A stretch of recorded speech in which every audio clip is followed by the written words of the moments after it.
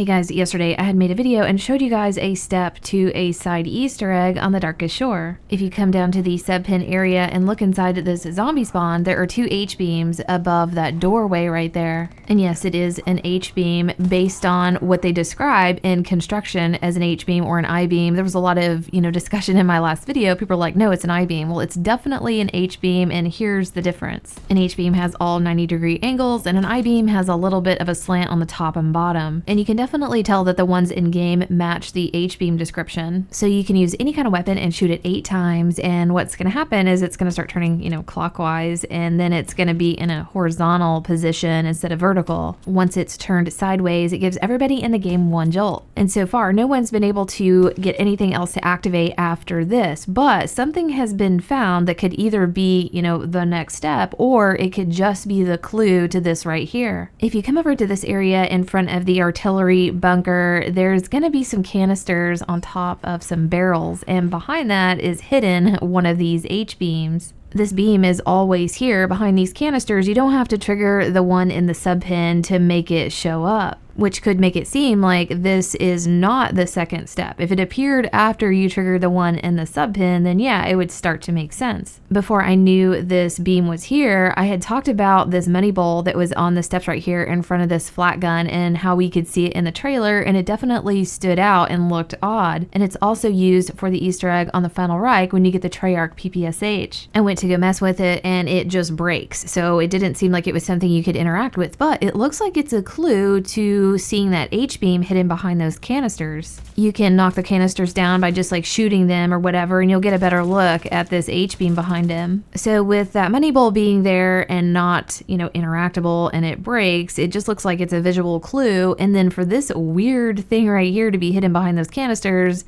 it's obvious that it is linked to whatever's going on in the sub pin. The next thing is to see if we can interact with this thing, or was it just a hint this whole time? We've thrown grenades at it. I tried to shoot it with the flat gun, like multiple flat guns, but you can't really access it that way. There's 3 flat guns surrounding this, and yeah, you just can't aim low enough, and it doesn't look like it, damages that area, so that's probably not what you need to do. We also tried pack-a-punch weapons and getting kills in front of it, and so far nothing's happened.